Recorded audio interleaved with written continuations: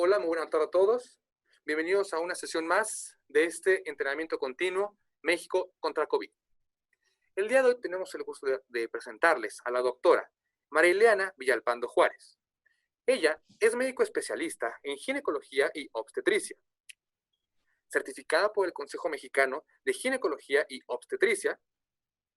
Actualmente ella es profesora adjunta del módulo de ginecología y obstetricia del internado médico de pregrado en el Hospital General Regional 200 de Tecámac, del IMSS, y actualmente trabaja en el Hospital General Regional de Tecámac número 200 como ginecobstetra. Además, un dato interesante de la doctora es que, bueno, ella es corredora fondista altruista con asociaciones dedicadas a apoyar a pacientes con cáncer de mama y niños con cáncer. Doctora Villalpando, qué gusto y qué honor que nos acompañe el día de hoy con nosotros. Le cedo los micrófonos para que inicie la sesión, doctora. Buenas tardes. Hola, buenas tardes. Muchas gracias, doctor Luis. Bueno, pues, sin más preámbulo, agradezco la invitación, la presentación y vamos a comenzar con el tema asignado. Bueno, para contribuir con el entrenamiento continuo en el manejo clínico contra COVID-19, el día de hoy vamos a hablar sobre signos y síntomas de la enfermedad COVID-19 en el embarazo.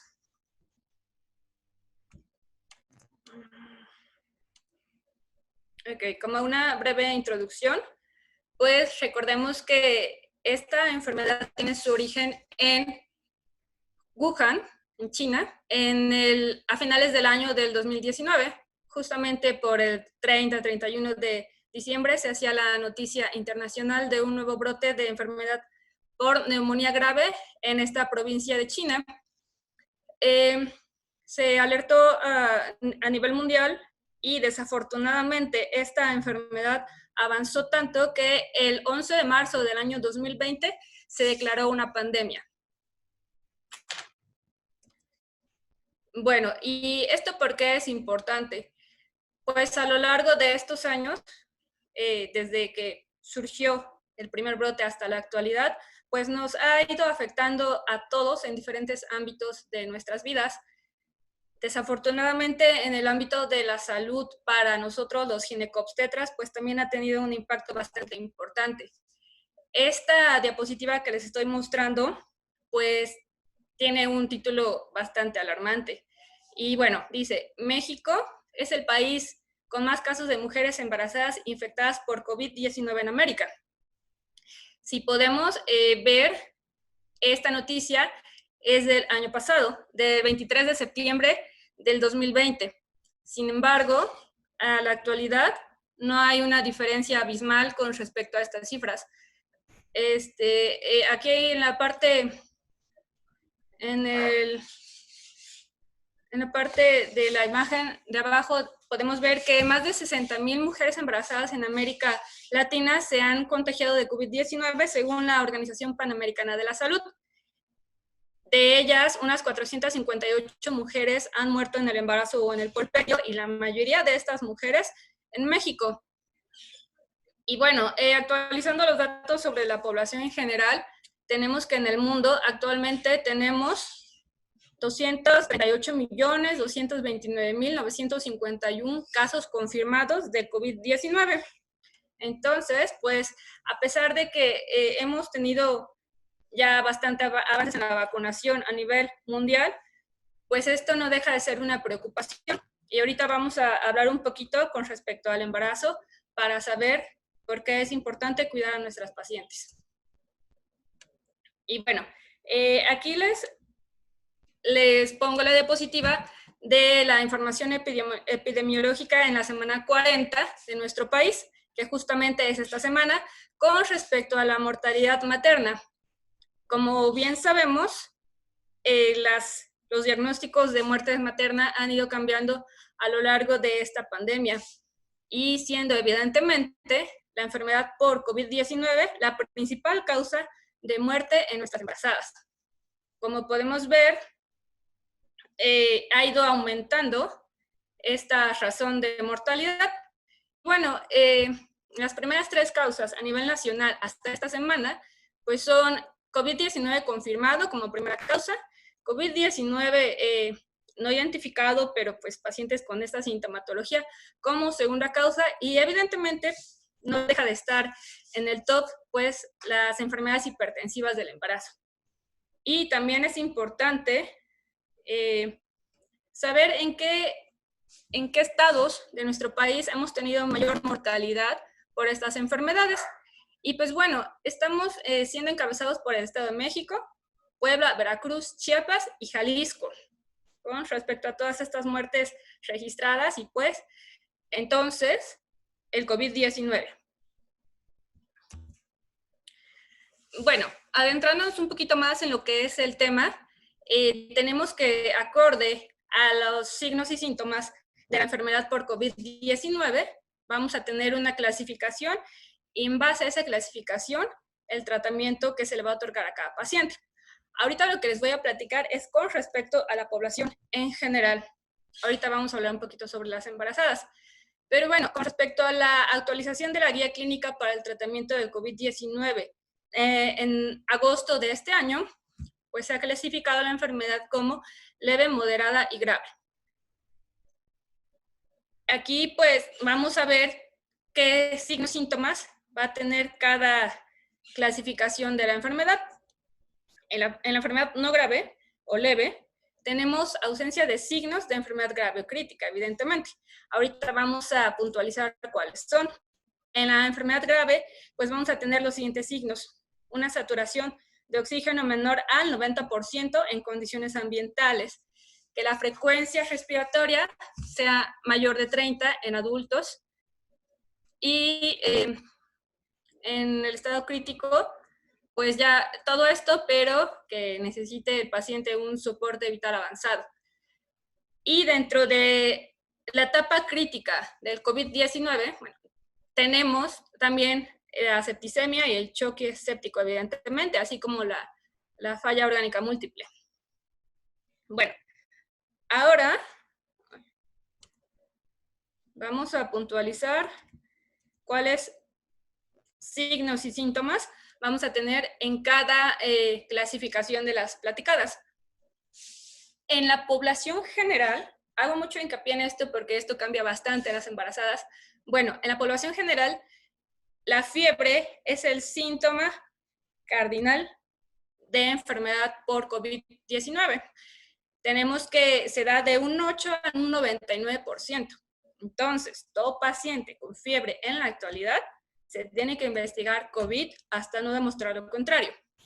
Como segundo síntoma vamos a tener tos de un 59 a un 82%, fatiga de un 44 a un 70%, anorexia de 40 a 84%, disnea 31 a 40%, mialgias del 11 al 35%, y algunos síntomas inespecíficos, que aquí pues vamos a enlistar a todos aquellos síntomas digestivos. Entonces, un paciente con diarrea, con náusea o inclusive vómito, no quiere decir que no pueda tener COVID-19. Sin embargo, pues la presentación de estos síntomas es mucho menor a los ya platicados. Así también se ha visto a lo largo de esta pandemia que los síntomas neurológicos van a ser bastante importantes y también meritorios de investigar y descartar COVID-19. ¿Como cuáles? Pues pérdida de equilibrio o inclusive mareo. Se ha hablado mucho sobre la anosmia y la ageusia a lo largo de esta pandemia. Pues sí, efectivamente también es un síntoma y un signo característico de la enfermedad. Sin embargo, no quiere decir que todos los pacientes lo presenten, pero sí es bastante importante, ya que sabemos que estos signos y síntomas preceden a las manifestaciones respiratorias. Bueno, ahora, en la clasificación de enfermedad por COVID-19 moderada, vamos a tener signos y síntomas de neumonía. Sin embargo, esta neumonía es aún moderada, como lo dice la clasificación. Entonces vamos a tener fiebre, tos, disnea y taquipnea. Pero aquí lo importante, lo que va a hacer la diferencia entre un estado moderado y un estado crítico, va a ser la saturación de oxígeno al aire ambiente, que tiene que ser mayor al 90%. Si nuestro paciente está en esta situación, pues todavía está con una enfermedad moderada. Ahora, cuando nuestro paciente va a tener COVID-19 grave, pues va a ser lo mismo, una enfermedad por neumonía, pero con datos, otros signos de gravedad, como saturación de oxígeno menor al 90% con aire ambiente, una frecuencia respiratoria mayor a 30 por minuto, disnea grave, y o estudio de imagen diagnóstico de una neumonía. Bueno, aquí pues también cabe mencionar que en la clasificación de COVID-19 grave vamos a tener aquellos pacientes con choque séptico y falla orgánica múltiple. Bueno, ahora, en la población en general, ¿qué factores de riesgo vamos a tener para que desarrollen COVID-19 grave? Bueno, pues como se ha sabido a lo largo de la pandemia, tenemos aquellos pacientes con alguna comorbilidad. Sin embargo, hay de comorbilidades a comorbilidades. Y aquí tenemos las que sí o sí van a predisponer a nuestros pacientes a agravarse. Tenemos a las enfermedades cerebrovasculares, pacientes nefrópatas, algunos pacientes, pues bueno, con enfermedad pulmonar obstructiva grave, cualquier tipo de diabetes, afecciones cardíacas, pacientes con obesidad, y desafortunadamente, pues bueno, nuestro país es líder en estas patologías. Entonces, pues por eso los resultados que hemos tenido en la pandemia. Y aquí, importantísimo, y es el punto que quiero tocar, embarazo y embarazo reciente, o sea, pacientes puérperas, así también como tabaquismo actual o previo. Entonces, si vemos todos estos factores de riesgo para complicaciones por COVID-19, pues nuestro país tiene mucha desventaja. Somos número 1 en obesidad. Tenemos carga genética increíble para diabetes y desafortunadamente somos el país en América Latina con más embarazo adolescente. Entonces, imagínense en qué situación estamos.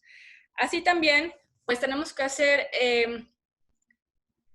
un análisis global de cómo son nuestras pacientes embarazadas actualmente. Desafortunadamente no son las pacientes más sanas con las que podemos enfrentarnos, ya que a lo largo de pues, la práctica clínica que muchos hemos tenido, hemos podido ver que el embarazo se ha asociado con muchas comorbilidades de las ya enlistadas en esta diapositiva. Ok. Bueno, entonces, tocando ya específicamente el embarazo, podemos entonces deducir que, como actualmente están muchos memes diciendo, nos encontramos con pacientes con bandera roja. Y eso, pues, sí nos tiene que hacer ser bastante cuidadosos en el diagnóstico y tratamiento de estas pacientes. Bueno, ahora vamos a hablar brevemente acerca de la importancia de los cambios fisiológicos en el embarazo y su repercusión en la enfermedad por COVID-19. Empezaremos puntualizando sobre cambios respiratorios. Como bien sabemos, el útero gestante hace bastantes cambios, tanto anatómicos como fisiológicos en nuestras pacientes. Comenzando como aumento en el diámetro transverso del tórax de 2 a 4 centímetros, como podemos ver en la imagen. Y esto se da por un ángulo subcostal ampliado, que va desde un ángulo normal de 68 a 70 grados a 100 grados. Entonces, también tenemos la elevación del diafragma, que en promedio se eleva unos 4 centímetros en el embarazo. Y, pues bueno, simplemente por pura anatomía ya tenemos una respiración restrictiva en las pacientes embarazadas. Y bueno, con respecto a las pruebas espirométricas, pues tenemos un volumen corriente incrementado. Y en cuanto a las capacidades respiratorias, pues la capacidad residual funcional y la reserva expiratoria están disminuidos, evidentemente pues por los cambios platicados. Ahora, ¿qué tiene que ver o en qué se asocian estos cambios con nuestras pacientes y nuestra los tipos, las características de nuestras pacientes, pues bueno, como he platicado, la mayoría o una vasta cantidad de nuestras embarazadas pues tienen la comorbilidad de sobrepeso pregestacional o a lo largo del embarazo, una ganancia ponderal pues que las predispone a tener índices de masa corporal elevados. Entonces, sabemos que toda paciente con estas comorbilidades pues tiene bastantes riesgos de complicaciones en el embarazo, desde trastornos hipertensivos, trastornos metabólicos y desafortunadamente actualmente con la pandemia, pues dificultades y dificultades para patrones respiratorios y así también complicaciones si ellas llegan a padecer COVID-19. Bueno, tenemos que en cuanto a las pruebas respiratorias, pues todas las pacientes embarazadas con sobrepeso tienen una capacidad vital forzada y un volumen respiratorio al primer segundo disminuido. Entonces, si de por sí tienen una respiración restrictiva, ahora con COVID-19, pues más y más susceptibilidad a complicarse. Y bueno, es importante también que consideremos el antecedente de los coronavirus a lo largo de bueno, al menos en este siglo, las epidemias y la actual pandemia que hemos tenido por ellos.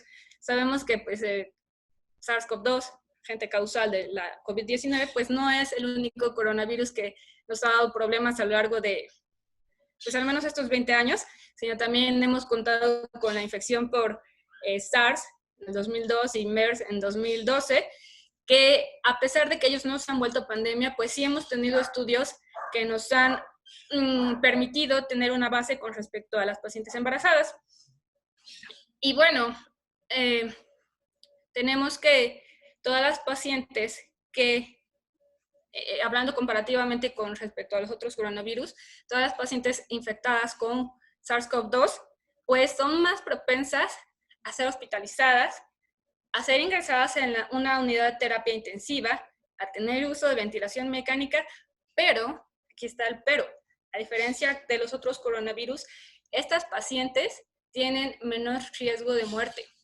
Entonces, sí desarrollan enfermedad grave, pero no, la mortalidad es menor. Ahora, comparando las pacientes embarazadas con pacientes con MERS, pues bueno, pacientes con COVID-19 y con MERS, las pacientes con MERS tienen menor riesgo de ingresar a una terapia intensiva, pero ellas tienen más riesgo de morir. Y bueno, en la población en general, se dice que, bueno, se sabe que el SARS y el MERS desarrollan formas más severas de la enfermedad. Y bueno, en embarazadas también menor severidad y la enfermedad por COVID-19 desarrolla menor mortalidad. Entonces, bueno, esas son las diferencias con respecto a los otros coronavirus. Ahora, con respecto al sistema inmune y embarazo, es bastante importante tener esto en consideración porque de esto depende la respuesta y el pronóstico que vamos a tener en nuestros pacientes en el embarazo. Aunado a los cambios respiratorios, pues en el sistema inmune tenemos una respuesta de células T de tipo TH2 aumentada y una TH1 disminuido. ¿Esto por qué? Pues los cambios propios del embarazo con respecto a esta diferencia en el balance de las células T, pues nos permiten que el embarazo sea aceptado. Que el feto, pues, no sea rechazado por el cuerpo de la madre. Entonces, en cuanto a las citocinas derivadas de esta respuesta T, tenemos menos citocinas proinflamatorias con una respuesta TH2 y tenemos una respuesta humoral favorecida. Desafortunadamente, esto es una desventaja con respecto a infecciones virales, ¿como qué? Pues COVID-19. Entonces, es por ello que nuestras pacientes pues, son más susceptibles a infectarse, pero, hay un pero que es algo bueno, estas pacientes pues no desarrollan una respuesta inflamatoria sistémica tan severa como la población en general, pacientes pues sin embarazo. Ajá. Por eso, a pesar de que nuestras pacientes se pueden infectar más, la mortalidad es menor, como platicamos en la diapositiva de los otros coronavirus. Pero bueno, entonces me van a decir, entonces, ¿por qué se están muriendo las pacientes embarazadas? Porque no son pacientes previamente sanas. Hemos dicho que nuestras pacientes embarazadas tienen bastante comorbilidades. Ahora, otro punto que tenemos que considerar es la coagulación y el embarazo. Sabemos que el embarazo en sí es un estado procoagulante y la enfermedad por COVID-19 tiene una vertiente de hipercoagulabilidad. Entonces, es allí donde pues también hay riesgo de complicaciones en las embarazadas y en las desenlaces fatales. Y bueno, nada más tenemos que hablar sobre nuestras embarazadas. A pesar de que es el objetivo principal de la plática, signos y síntomas en las embarazadas, pues yo también quise hacer mención de qué pasa con el feto. Pues bueno, actualmente no hay estudios totalmente concluyentes acerca de la transmisión vertical de esta enfermedad. Sin embargo, pues sí hay algunos que desafortunadamente no han tenido cortes tan significativas. Entonces, esto es un tema de investigación mundial, entonces que vale la pena pues desarrollar. Pero bueno, hemos tenido bastantes sospechas también que tenemos que investigar con respecto a qué pasa con la placenta y las embarazadas con COVID. Pues bueno, hay estudios bastante con evidencia fuerte, pero este que les quiero contar, que se llevó a cabo en Washington en el año pasado, donde se hizo un estudio histológico de 16 placentas de pacientes que padecieron COVID, que reportaron que había una arteriopatía residual y algunas otras anormalidades placentarias que reflejaron anormalidades en la oxigenación del feto, bueno, placentaria y posteriormente del feto. De estas 16 pacientes estudiadas, una de ellas tuvo un desenlace desfavorable con respecto a su bebé, fue óbito.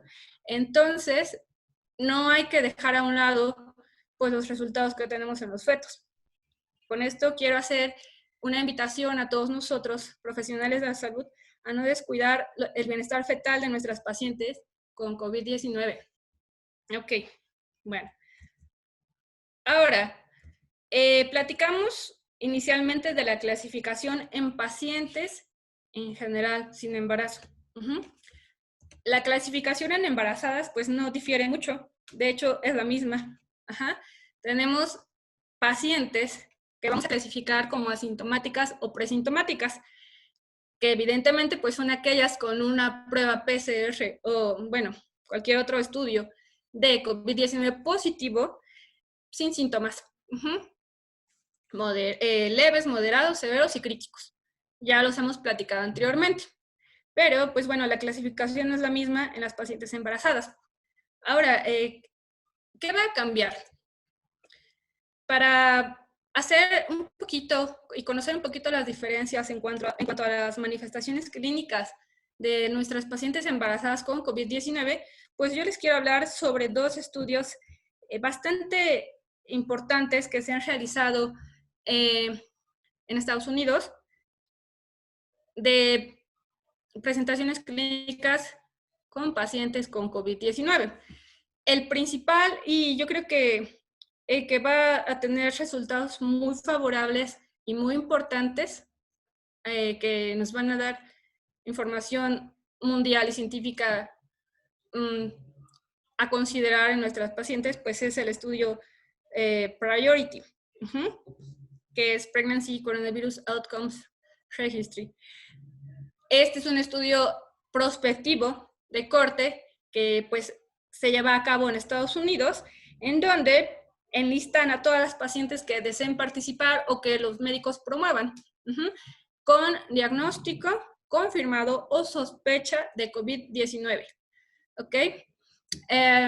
¿Y cuál es la finalidad de este estudio? Pues bueno, conocer la presentación clínica, conocer qué síntomas son prevalentes en estas pacientes embarazadas y el curso de la enfermedad que van teniendo. Ok. Bueno, este estudio surgió ante la pandemia inicial. Ajá. Entonces, los primeros resultados son con respecto al año pasado. Y pues la Corte se enlistaron 2.368 pacientes, de las cuales finalmente se analizaron 736. Y de allí, pues, hubo 594 con estudio positivo para COVID-19 y 142 negativas.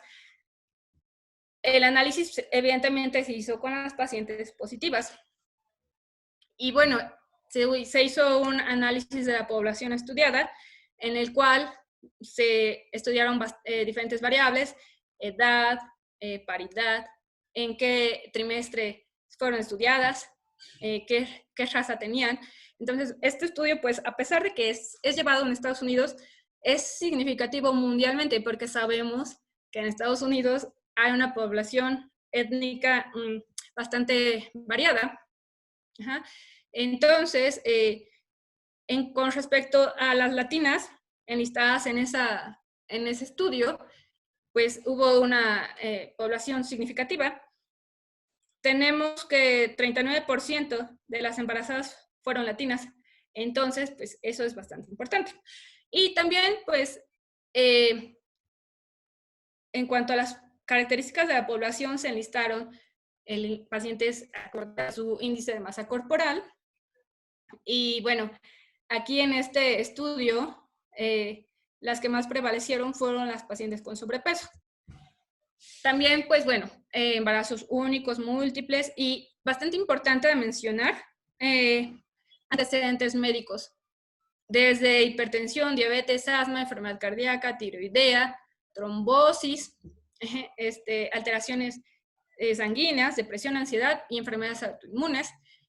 Las que más prevalencia en este estudio tuvieron, pues, fueron aquellas con asma, ¿ok? También, bueno, en cuanto a educación, estado civil, y aquí bastante importante de la población estudiada, pues evidentemente se hizo la división en síntomas leves, moderados y severos, y afortunadamente, como podemos ver en las últimas pacientes enlistadas, pues muy pocas de ellas desarrollaron enfermedad crítica. Ahora, con respecto a los síntomas, de las 594 pacientes que resultaron positivas, tenemos que, a diferencia de la población en general, donde hablábamos que la fiebre es el síntoma predominante, todas las pacientes, bueno, 20% de las pacientes que se les hizo un examen general, screening, o sea, tenían tos. Secundariamente, dolor de garganta, mialgias y fiebre como cuarto síntoma en la importancia. Rinorrea, anosmia, geusia o ambas, dificultad respiratoria, fatiga, congestión, estornudos, otros síntomas y bueno, aquí algunos inespecíficos, pero el síntoma principal fue tos. Eso fue en el screening. Y ahora, en las pacientes que presentaron síntomas, o sea, ¿qué síntomas sospechosos tenían? Igualmente, la fiebre, la tos fue el síntoma predominante en estas pacientes, seguido de fatiga, mialgias, dolor de cabeza y fiebre como quinto síntoma. Y bueno, ya los inespecíficos después. Ahora, en este estudio se hizo un seguimiento a lo largo de 8 semanas de estas pacientes para ver cómo iban evolucionando sus síntomas y cuáles eran más prevalentes a lo largo de las 8 semanas. Igualmente, podemos ver que La tos fue el principal síntoma a lo largo de las 8 semanas. La fatiga, el segundo, dolor de cabeza, mialgias y fiebre como los últimos síntomas a lo largo de las 8 semanas. Entonces, cabe concluir que la fiebre no es síntoma cardinal en nuestras embarazadas. Y bueno, con respecto a la duración de los síntomas en estas pacientes, también se vio que el embarazo prolongaba la sintomatología en pacientes con COVID-19 a diferencia de pacientes sin embarazo. Entonces, se concluyó que inclusive podía alargar los síntomas, obviamente a menor severidad, pero hasta 37 días en 25% de la totalidad de las pacientes estudiadas. Entonces, bueno, esto es bastante importante de tomar en cuenta. Ahora, vamos a hablar sobre otro estudio que igualmente enlistó pacientes embarazadas con COVID-19 y sus presentaciones clínicas. También fue desarrollado en Estados Unidos.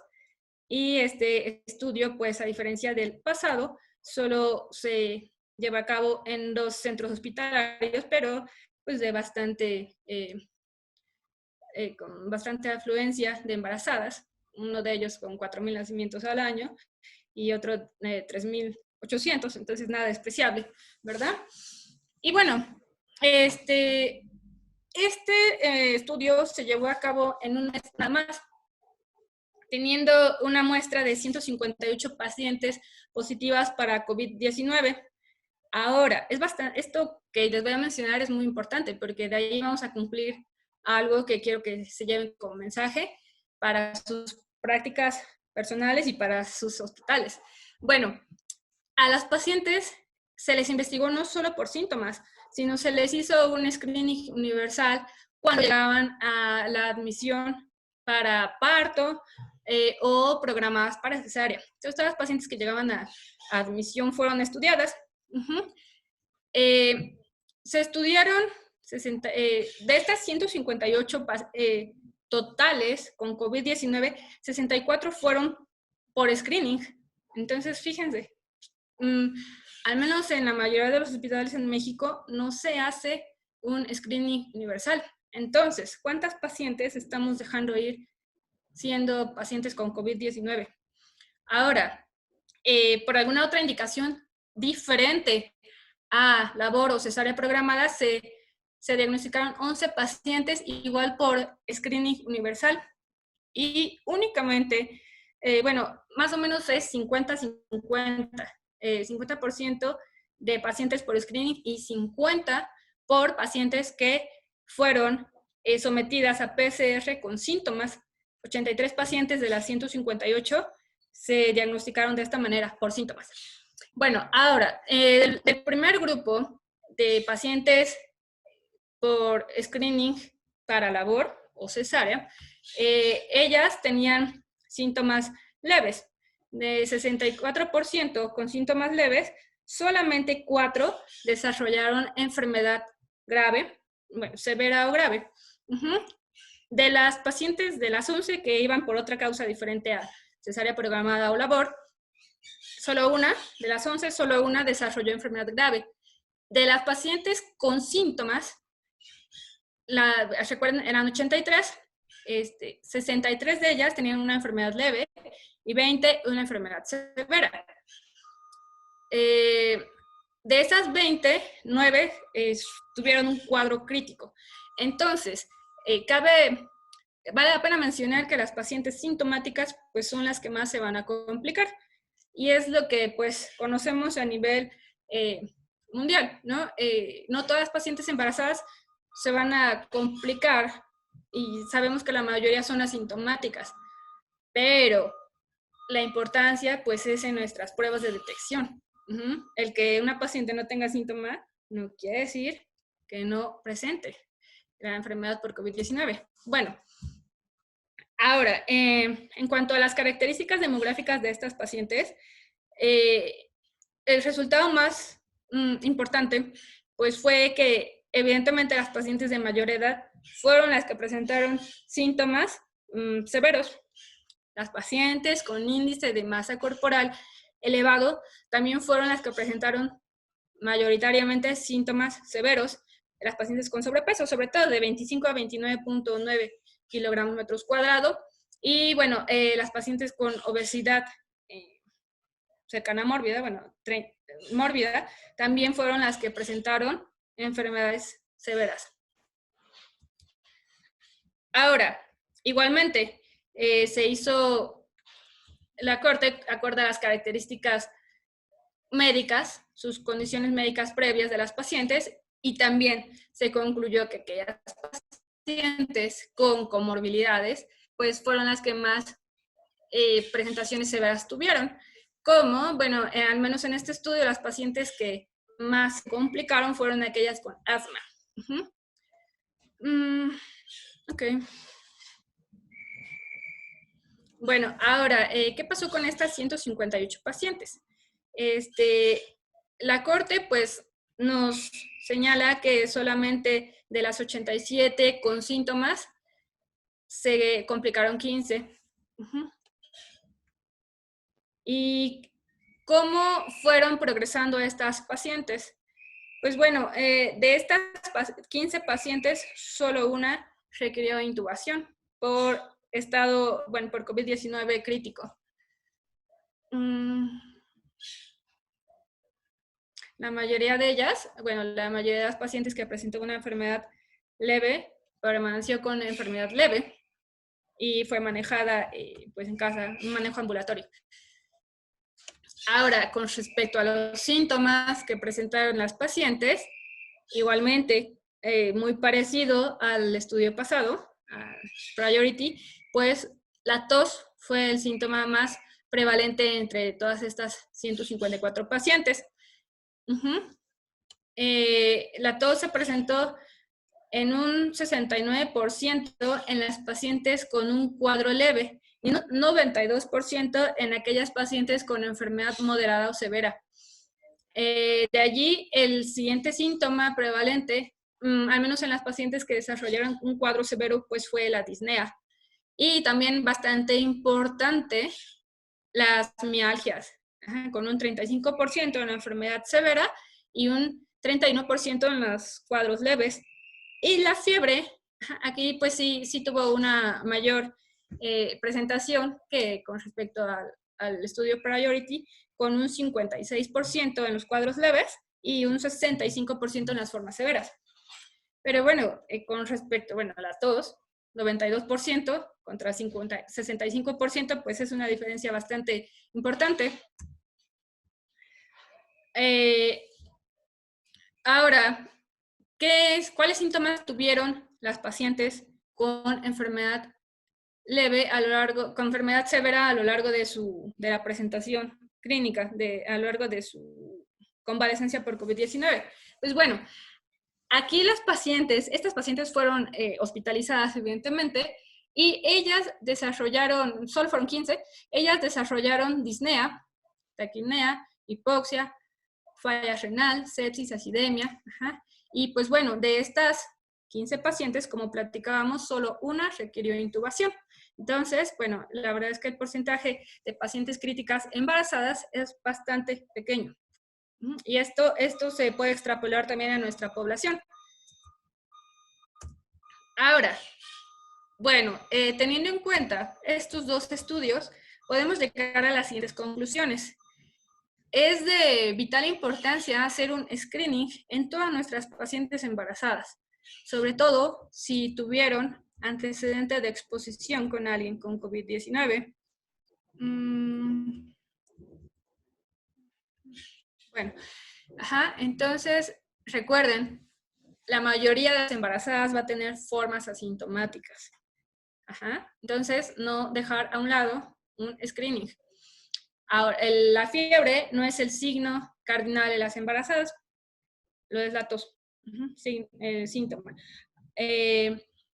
Otros síntomas que tenemos que tomar en cuenta pues son dolor faríngeo, mialgias y artralgias. Y también podemos concluir que un embarazo confiere un curso de enfermedad por COVID-19 largo, como platicábamos en el primer estudio, de hasta 37 días, a diferencia de la población en general, de hasta 21 días. Y podemos llegar a la siguiente razón. 1 de cada 5 pacientes con enfermedad COVID-19 severa, con enfermedad por COVID, va a desarrollar una forma severa. 1 de cada 5. Ok. Y bueno, con respecto al tema asignado es todo en esta ponencia. No sé si tengan alguna duda, algún comentario. Estoy abierta a ellos. Muchas gracias por su atención y por su asistencia.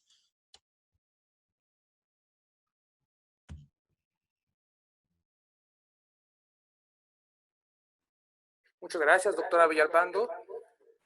Permítanme, déjenme aquí quitar el eco. Listo. Muchas gracias, doctora Villalpando. Les recordamos a los participantes que esa es una sesión a micrófono abierto, por lo que ustedes quieren hacerle alguna pregunta o algún comentario, lo pueden hacer por medio del chat o levantando su mano y nosotros les activaremos el micrófono. Mientras, doctora, aquí tenemos una pregunta que se ha generado durante todas estas sesiones sobre la vacunación en embarazadas, doctora. Nos preguntan mucho sobre si es seguro, doctora, vacunarse contra COVID durante el embarazo. Sí, sí, claro. Bueno, la vacunación no confiere mayor riesgo que la población general.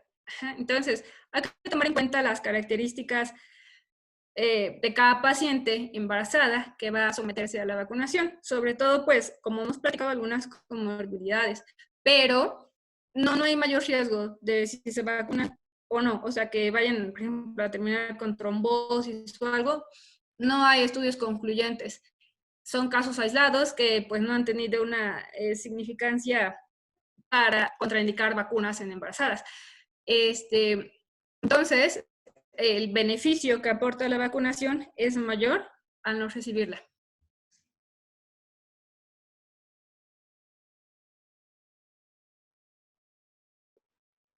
Perfecto, doctora. Muchas gracias. Aquí también, bueno, igual, con respecto a este tema, la doctora Lupita nos pregunta si cualquier vacuna es adecuada para la mujer embarazada, doctora. Hablando de la vacuna de COVID-19. Sí, hasta ahorita todas las vacunas pues han mostrado un margen de seguridad bastante aceptable. Entonces, no hay alguna diferencia o alguna contraindicación por ninguna marca hasta este momento. Pero recuerden, estamos en una fase 3, entonces tampoco podemos meter 1000% las manos al fuego por las vacunas. Solamente, evidentemente, si hay un efecto adverso importante, pues se tiene que reportar inmediatamente para hacer el estudio respectivo en la vacuna. Perfecto, doctora. Muchas gracias. Aquí tenemos también ya un comentario de Yasmín López. Ella nos comenta sobre si el manejo farmacológico de COVID en la embarazada, ¿hay algún esquema o manejo en particular para el cuidado del binomio, doctora? Sí, claro. Pues no hay un esquema establecido, no hay una guía específica para tratamiento de COVID-19 en embarazadas. Solamente, al igual que en la población general, es sintomático. Sin embargo, a diferencia de la población general, si la paciente embarazada tiene un cuadro clínico severo o crítico, tenemos que interrumpir el embarazo, porque como platicamos también, pues sabemos que el patrón restrictivo los cambios propios del embarazo, pues está complicando a nuestra paciente. Entonces, desafortunadamente, tenemos que interrumpir las gestaciones en este tipo de situaciones. Pero bueno, el tratamiento básicamente es sintomático. Perfecto, doctora. Muchas gracias. Aquí también tenemos una pregunta de Olivia López.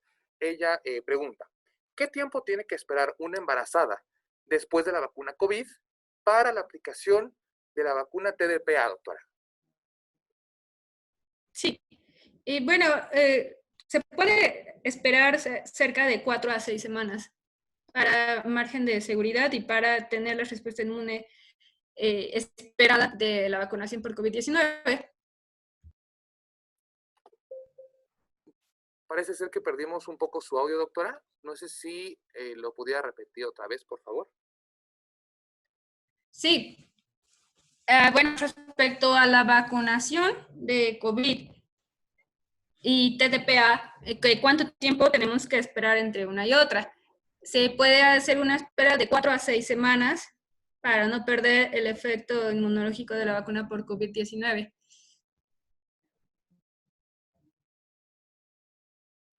Perfecto, doctora. Muchas gracias.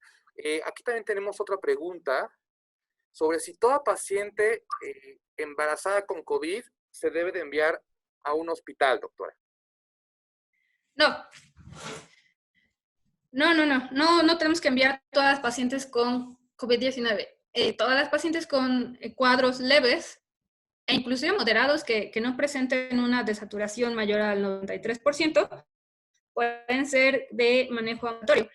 Qué bueno que hicieron esta pregunta porque con respecto a esto, pues sí quiero hacer hincapié que tenemos que tener una manera, una comunicación estrecha con nuestras pacientes embarazadas que tengamos en manejo ambulatorio. Informarles cuáles son los signos y síntomas sugestivos de necesidad de hospitalización. Y en este caso, pues bueno, yo sé que no todas nuestras pacientes tienen acceso a una oximetría de pulso, pero tenemos que recomendarles que una oxigenación menor al 93% es meritoria de una evaluación clínica. Así también, evidentemente, como toda paciente con disnea progresiva, tos disneizante, alteraciones en el estado de conciencia, o sea, algo que ya nos señale una insuficiencia respiratoria. Pero para eso nosotros, como personales de la salud, tenemos que platicar y tener la relación médico-paciente pues adecuada para que ellas identifiquen estos signos y síntomas de alarma y acudan. Pero no es necesario que todas estén en el hospital. Perfecto, doctora. Muchas gracias. Aquí también tenemos una pregunta sobre, bueno, tenemos varias sobre las vacunas, doctora. Aquí tenemos una del usuario Luis sobre si hay un intervalo cuando se aplique una vacuna contra COVID y bueno, ahorita que ya estamos en tiempo de influenza, con la vacuna de la influenza, doctora.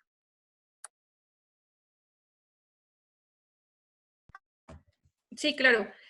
Pues no hay un intervalo. Al igual que las otras vacunas, pues solamente, o sea, no hay así, si son 20 días, no, solo que sea un mes, ajá, al igual que todos los esquemas de las vacunas, o sea, un mes a 6 semanas.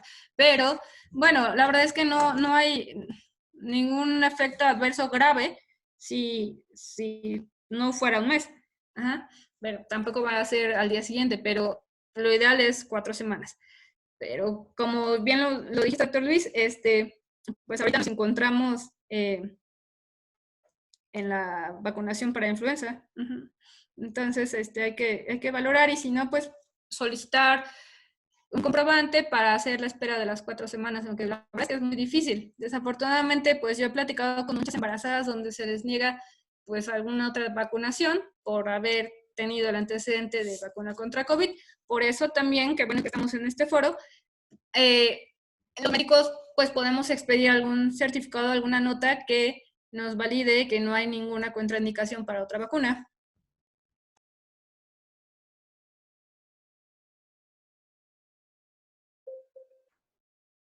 Perfecto, doctora. Muchas gracias. Igual, aquí tenemos varias preguntas sobre vacunación. Aquí tenemos una sobre si hay algún problema con que se aplique 2 vacunas contra COVID de una marca diferente, doctora.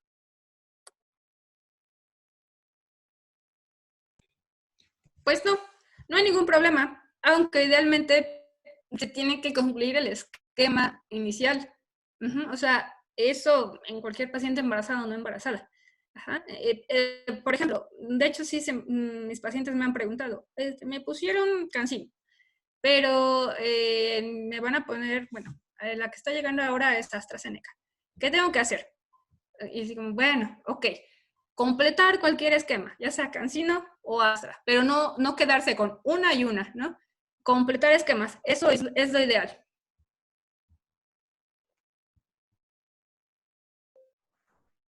Perfecto, doctora, muchas gracias. Parece que ya no hay más preguntas en el chat. No sé si quiere usted, para cerrar esta gran ponencia, doctora, darles algún mensaje, un mensaje final, algo que no le hayamos preguntado, algo que considere importante para que se queden los participantes esta tarde, doctora, por favor.